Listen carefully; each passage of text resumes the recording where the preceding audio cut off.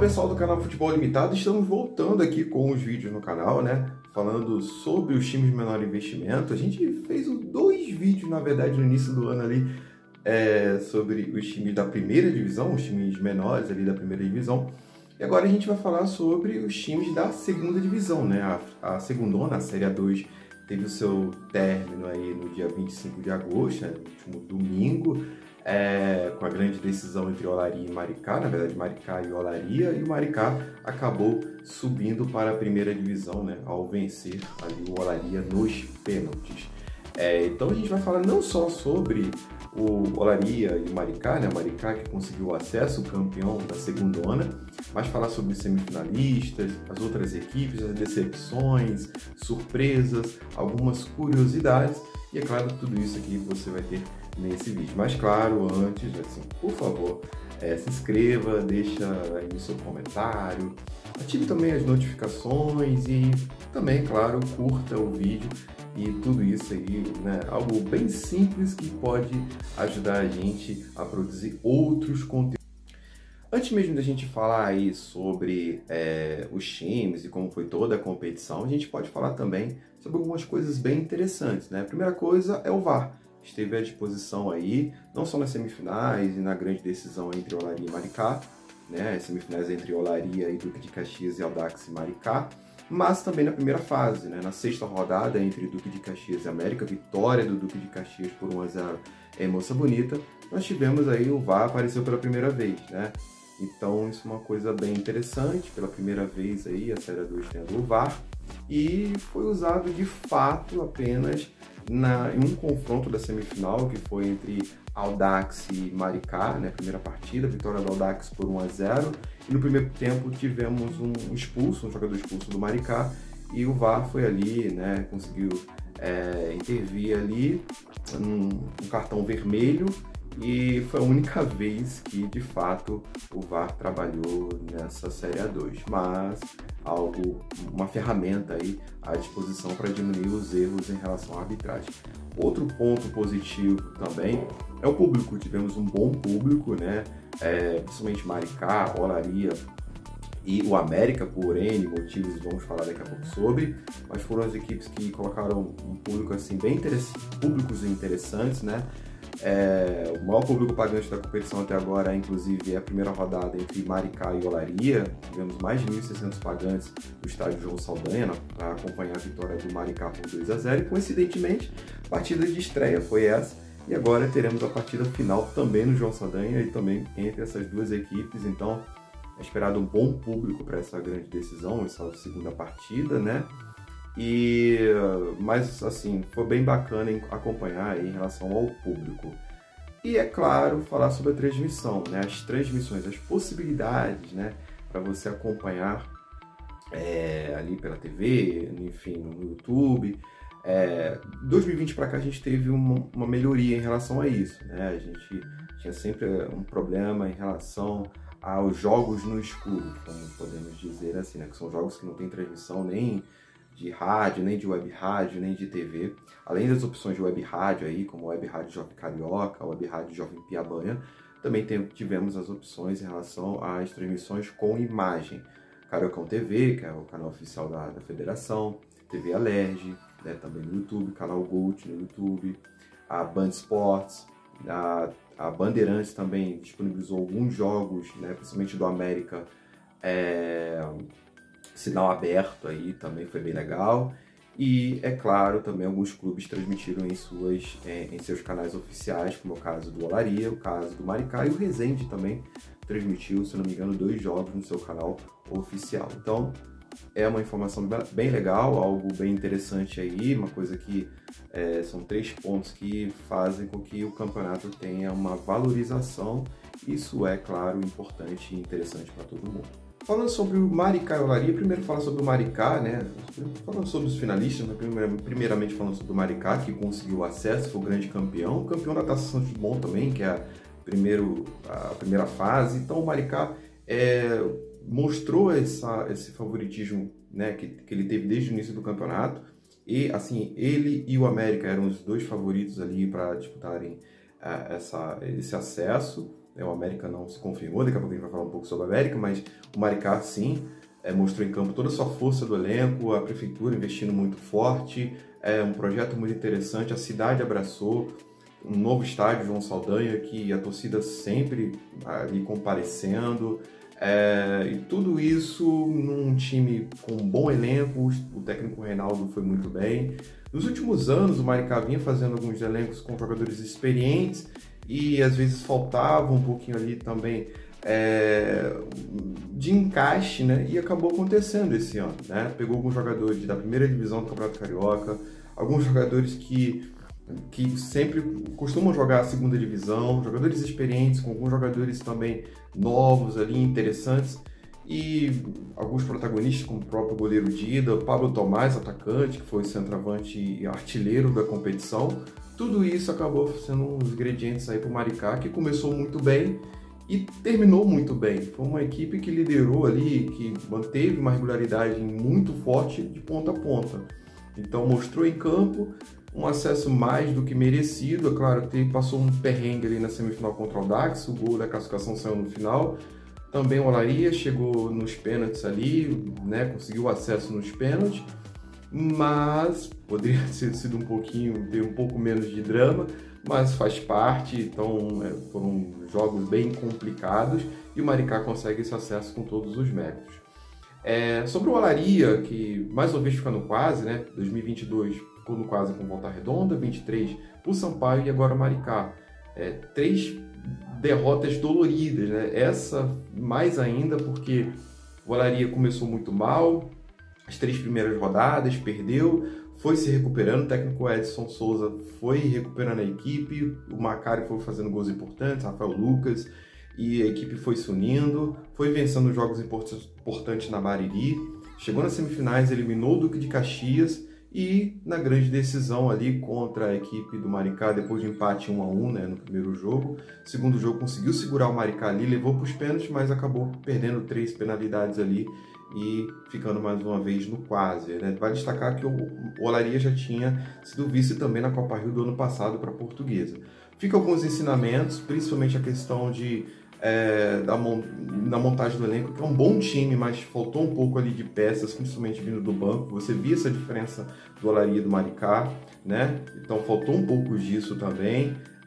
Uma equipe que mostrou força física, mostrou ali comprometimento, mas naquele momento ali né? Talvez um pouquinho mais de qualidade ali, mais opções, a Olaria pudesse ter uma sorte melhor. Mas ficam esses ensinamentos para aí, é claro, a equipe ainda está na Copa Rio, assim como o Maricá, então pode tentar uma classificação para uma Campeonato Nacional no próximo ano, mas ficam todos esses ensinamentos aí da equipe do Olaria para em 2025 tentar novamente. Agora falar sobre 2 equipes muito tradicionais, né, e a Cabo Friense americano, claro, um pouquinho diferente, porque a Cabo Friense não chegou a brigar para não cair, mas foi muito aquém do que poderia ali com o técnico Rafael Soriano, que é um técnico muito conhecido nessas divisões, fez um time ali até no papel muito interessante, que poderia ali esboçar uma briga por G4. No início chegou a ficar ali nas primeiras posições, mas ao longo da competição não conseguiu também ter um bom equilíbrio, a defesa muito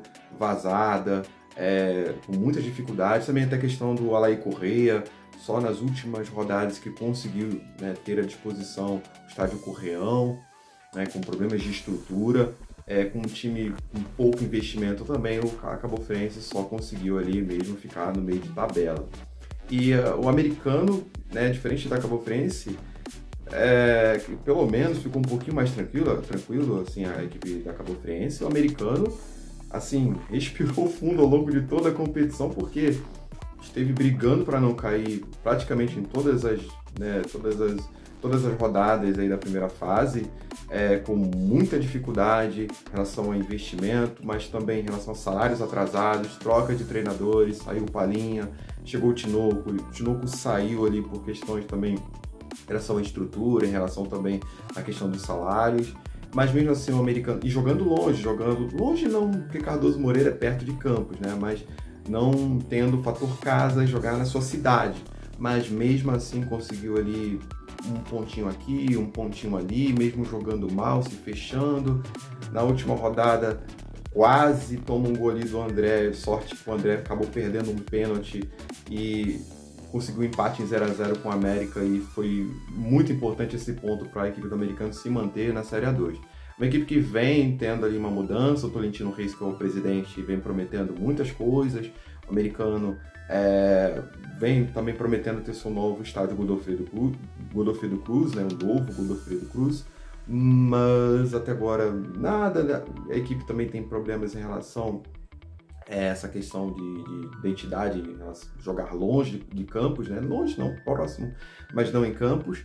Então a equipe do Americano vai ter que ter essa reformulação, mudar algumas questões, algumas coisas ali, até porque o Americano no último ano chegou a brigar por G4, então a equipe precisa novamente aí voltar ao caminho de vitórias, que é uma equipe muito tradicional, a equipe do Americano, então ficou muito aquém da sua camisa o que o Americano fez ao longo da Série A2 esse ano. Agora falar sobre 3 grandes decepções do campeonato, né? Primeiro, é claro, a gente não pode deixar de falar sobre o América, né?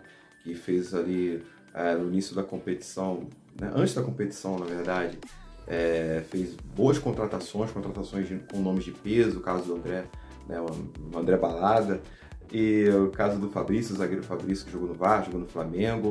Alguns outros jogadores também que sempre jogam ali ao longo da competição. O atacante Ezequiel, que foi bem no Nova Iguaçu, estava no Nova Iguaçu, alguns outros jogadores. Mas a equipe começou até bem, 3 vitórias aí consecutivas nas primeiras 3 partidas, mas depois não conseguiu vencer mais, não tinha grande dificuldade em relação ao ataque, a equipe não se encontrou. Teve a troca de técnico, o Marcos Alexandre foi demitido, o Eduardo Alax ali, que era diretor de futebol, e assumiu como treinador. O Romário, que estava inscrito, não jogou em nenhum jogo. Apesar disso, o seu filho, o Romarinho, chegou a fazer ali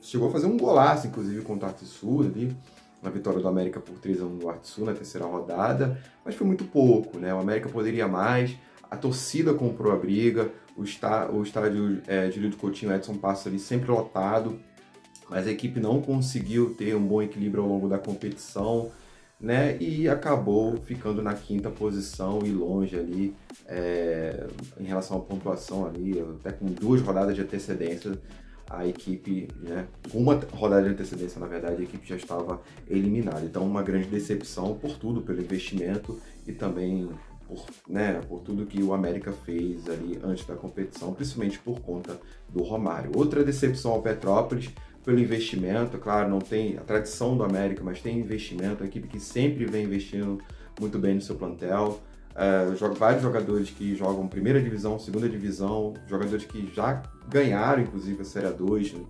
Inclusive que estavam no Petrópolis no último ano, né? Quando o Petrópolis chegou até a semifinal.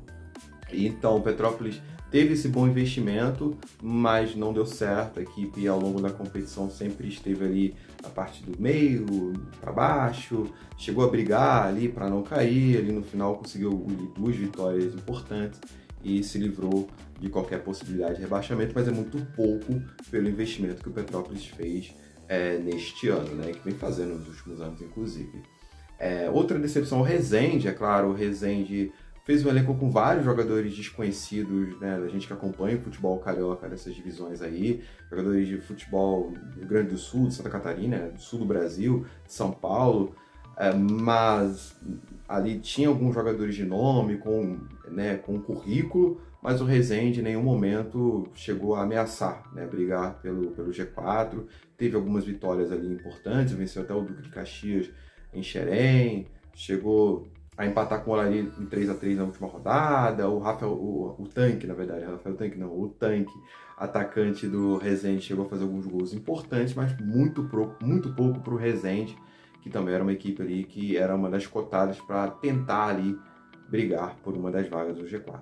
Eliminados nas semifinais, o Duque de Caxias e o Audax, assim, foram muito além do que todo mundo poderia imaginar, né? Primeiramente sobre o Audax, caiu este ano mesmo na primeira divisão com uma campanha horrível, assim, perdeu todos os jogos, teve uma grande mudança, além de jogar a Série A2, também estava jogando a Série D, teve uma troca completa do seu plantel, jogadores vieram do Osasco de São Paulo, né, o Audax Osasco de São Paulo, Alguns jogadores interessantes, inclusive o Bruninho, que é um dos destaques do campeonato. E o técnico Luciano Moraes conseguiu fazer um bom trabalho. O atacante Fabinho Polhão chegou ali ao longo da competição, foi fazendo gols importantes. O Audax foi conseguindo ter resultados interessantes ali em Moça Bonita, onde mandava os seus jogos, e conseguiu chegar às semifinais. Estava com a classificação até o último minuto ali contra o Maricá, venceu o Maricá por 1-0, né, jogando em Moça Bonita. Estava empatando em 3-3 ali no estádio João Saldanha, segundo jogo. Ficou na frente do placar por 3 vezes na partida e no último minuto o Pablo Tomás acerta um chutaço no ângulo, 4-3 para o Maricá. E como o Maricá tinha a vantagem, né, do empate no agregado, o Maricá acabou passando do Audax, mas fica um ponto positivo em relação ao Audax, que foi além, né, do que poderia se imaginar em relação, é claro, do que o time fez na primeira divisão. E o Duque de Caxias, que veio da terceira divisão no ano passado, foi campeão da Série B1 do ano passado, fez um time ali com, claro, alguns bons jogadores, já conhecidos que sempre jogam a competição, como o caso do Caio Melo, o caso também do Natan, alguns outros jogadores ali, né, o Rafael Pernão, mas teve muita dificuldade em relação ao ataque. Porém, o técnico Alexandre Gomes, que é um dos destaques em relação aos treinadores dessa competição, fez um time muito equilibrado, uma equipe que ao longo da competição sofreu poucos gols aí. Perdeu, é claro, o Carlão, que era o seu principal zagueiro, e o time acabou tendo um pouco de dificuldade em relação a isso. Contudo, conseguiu avançar às semifinais, empatou o primeiro jogo em 0-0 nos Los Lares com o mando de campo, né? Como não tinha vantagem, precisava vencer o Olaria na Bariri. E tinha essa possibilidade com 1 minuto de jogo, teve um pênalti ao seu favor, né? Se fizesse 1-0 ali com 1 minuto, talvez pudesse conseguir segurar o resultado até o final. O Magia acabou desperdiçando a cobrança, o goleiro Guilherme defendeu, e no final, no último minuto ali, o Olaria conseguiu fazer o gol e vencer e conseguir a classificação, né? O empate já bastava o Olaria, mas ainda assim conseguiu vencer por 1-0 a segunda partida. Mas mesmo não chegando à grande decisão, né, o Duque tem seus méritos, fez um time ali com um pouco de dificuldade, mas um time muito aguerrido, um time muito equilibrado, muito bem treinado pelo Alexandre Gomes.